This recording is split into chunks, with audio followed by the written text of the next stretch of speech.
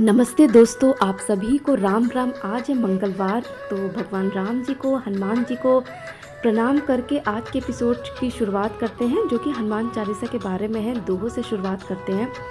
श्री गुरु चरण सरोज रज निज मनु मुकुर सुधार, बरे नऊ रघुबर बिमल जस जो दायक फल चार। दोस्तों, अगर मैं आपसे पूछूं कि क्या आपको इन दोहों का अर्थ पता है? हो सकता है कुछ को पता हो, कुछ को नहीं पता हो, इसमें कोई बड़ी बात नहीं है। बहुत समय पहले तक का मुझे भी हनुमान चालीसा के अर्थों के बारे में नहीं पता था। 90 से मैं भी सुनती ही आ रही थी। जैसे अब तो यूट्यूब पर हम लोग सुनने लग गए हैं, जो कि अच्छी बात है, सुनना अच्छी बात है। जितने भी टॉप मोस्ट सिंगर हैं, उन्होंने हनुमान चालीसा बेहद खूबसूरत तरीके से गाई है। किसी भी आप सिंगर को उठा करके देख लीजिए, चाहे अनूप जलोटा जी हो गए और लता मंगेशकर जी हो गए, मुरारी बापू जी ने तक गाई है, रवीन जैन जी ने गाई है, और मैंने गुलशन कुमार जी की सुनी हुई थी। इसके अलावा बहुत लोगों ने हनुमान चालीसा गाई हुई है। दोस्तों, मिलियन बिलियंस पे व्यू हैं। कल मैं एक फैक्ट निकाल रही थी, तो उसमें था कि मतलब सबसे ज़्यादा जो सुना जाने वाला भजन या जो चालीसा, ये जो काव्य रचना है, वो हनुमान चालीसा है। तो ये है हनुमान चालीसा की महिमा। बात कहाँ पर आती है दोस्तों, कि लोगों को हनुमान चालीसा का अर्थ नहीं पता है। जैसे मैंने बताया ना कि मुझे भी नहीं पता था। कई लोग के कमेंट में बीते कुछ समय पहले भी देख रही थी, इतने डाउट्स थे लोगों के अंदर। मतलब कैसे करें, कितनी बार करें, कौन सा तेल रखें, कौन सा फूल चढ़ाएं। तो जबकि तुलसीदास जी ने ऐसा कुछ नहीं बोला था। उन्होंने तो सीधे हनुमान चालीसा लिख दी कि अब तुम करो, अपने भाव से, अपने मन से करो इसको। लेकिन हमारे अंदर बहुत तरह के संदेह आने लग गए, लोगों के अंदर आने लग गए।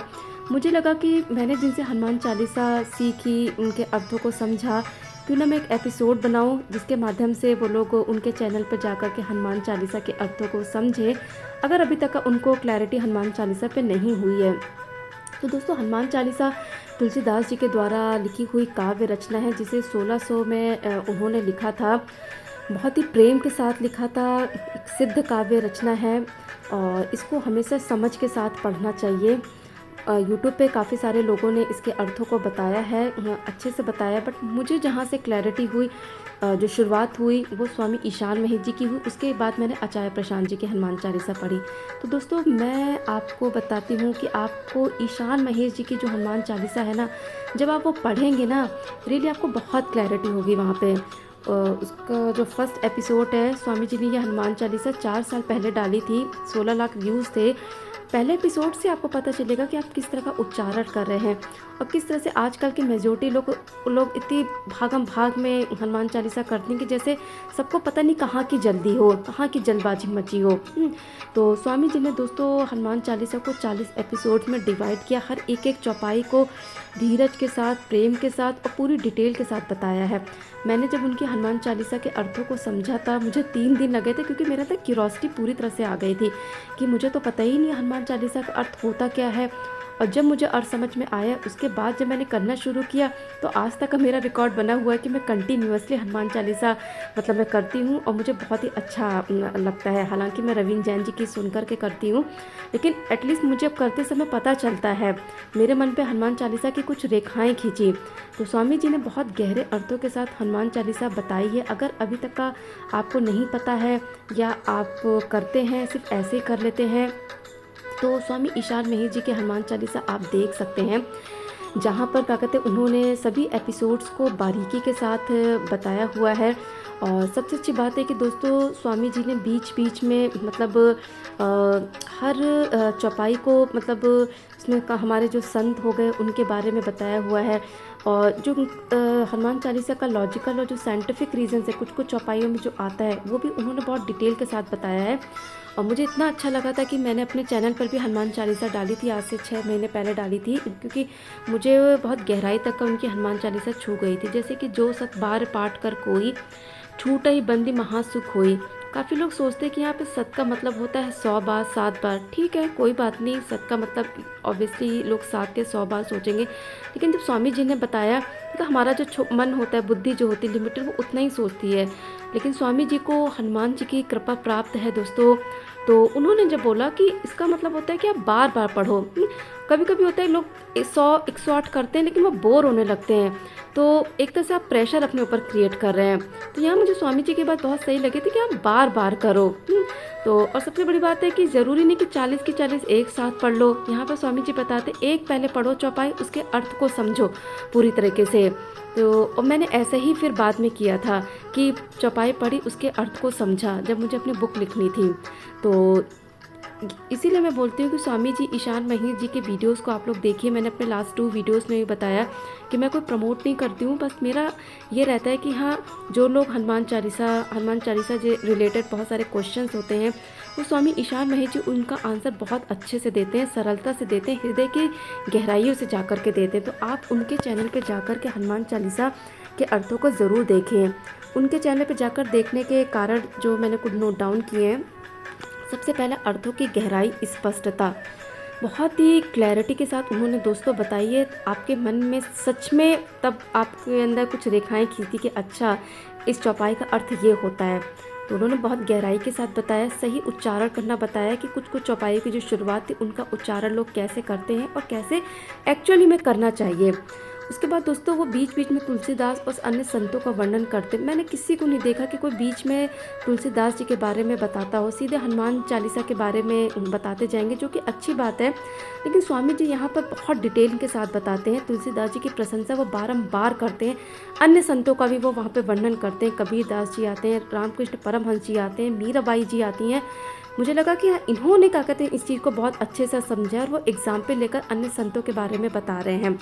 उसके बाद दोस्तों हनुमान चालीसा वो बहुत ही पॉजिटिविटी और बहुत ही कंफर्टेबल होकर के बताते, कोई जल्दबाजी नहीं, ना वो किसी को रेकमेंड करते कि आप जल्दबाजी के साथ करो। मैंने उनके हनुमान चालीसा को 3 से 4 बार देख चुकी हूँ, तो अपने एक्सपीरियंस के बेस पे बोलूँगी कि वो बहुत सहजता, कंफर्टेबल, आराम से बताते। तो आप भी बहुत आराम से उनकी हनुमान चालीसा को सुनिए, समझिए और तब कीजिए। इसके बाद दोस्तों वो हृदय केंद्र से मतलब अपने वीडियोस को एक्सप्लेन करते हैं, जैसे कि मैंने अपने लास्ट 2 वीडियोस में भी बताया कि हृदय की भावनाओं के साथ दोस्तों वो एक्सप्लेन करते हैं अपने वीडियोस में मन के सवाल के बारे में। और हनुमान चालीसा को पूरी हनुमान चालीसा दोस्तों उन्होंने हृदय केंद्र के साथ ही बताई है, तभी दोस्तों तब लोगों को इतनी समझ में आई है। काफ़ी सारे लोगों ने उनकी हनुमान चालीसा देखी है, तो मैंने भी उनकी तक काफ़ी बार देख चुकी हूँ। अपने चैनल पर भी मैंने हनुमान चालीसा डाली थी, हालांकि वो तो बहुत सिंपल तरीके से थी, लेकिन मेरे अंदर भाव आया था क्योंकि मेरी बुक पब्लिश नहीं हो पाई थी।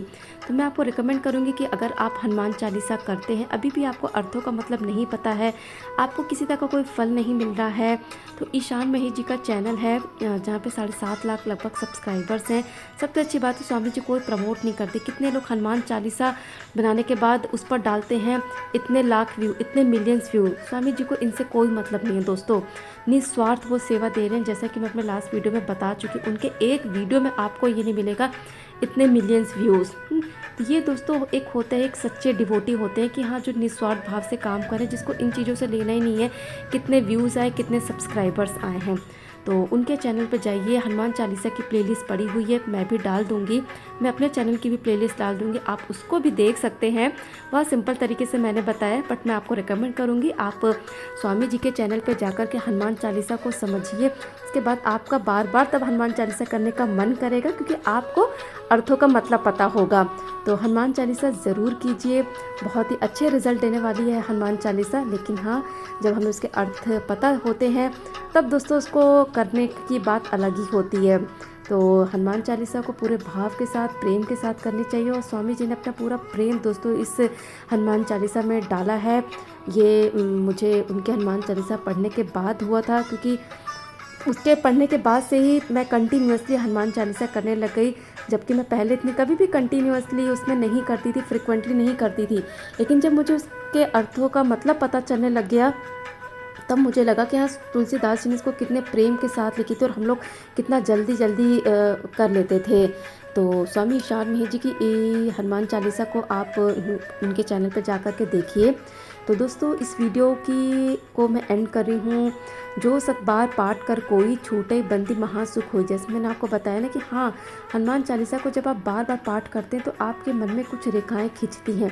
वो एक आंतरिक अनुभव होता है दोस्तों, जब आप करते हैं तब आपको पता चलता है कुछ ना कुछ एक ऐसी चीज़ होती है जो आपको लगता है एक अज्ञान मिटा। कोई मेटेरियलिस्टिक चीज़ नहीं होती जैसा लोग सोचते हैं कि ये मनोकामना वो मनोकामना। आपके भीतर का कोई ऐसा अंधकार होता है, दूर होता है जब आप मन, भाव और हृदय केंद्र से, जैसे स्वामी ईशान महेश जी बताते हैं ना, हृदय केंद्र से हनुमान चालीसा को करो। और उन्होंने जिस तरह से हृदय केंद्र से बताई है, और आप जब उसी भावना से धीरे धीरे करते हैं तो कहीं ना कहीं दोस्तों आपके अंदर की जो चीज़ें होती है, आपके अंदर का अज्ञान जो होता है, इग्नोरेंस होती है, वो कहीं ना कहीं दूर होती है। तो दोस्तों ये था छोटा सा एपिसोड हनुमान चालीसा के बारे में, स्वामी ईशान महेश जी के बारे में। उनके वीडियो मैं हमेशा रिकमेंड करती हूँ क्योंकि वहाँ पे बहुत सारे आंसर्स मिलते हैं हनुमान जी से रिलेटेड। वहाँ पे लोग बहुत सारे क्वेश्चन पूछते हैं। उनके चैनल को दोस्तों सब्सक्राइब कीजिए, देखिए, प्लेलिस्ट पे जा कर के देखिए, जिस भी तरह के क्वेश्चंस के आप आंसर ढूंढ रहे हैं आपको वहाँ पे ज़रूर मिलेंगे। तो आशा करती हूँ दोस्तों आपको इस वीडियो से छोटी सी जानकारी मिली होगी हनुमान चालीसा के बारे में।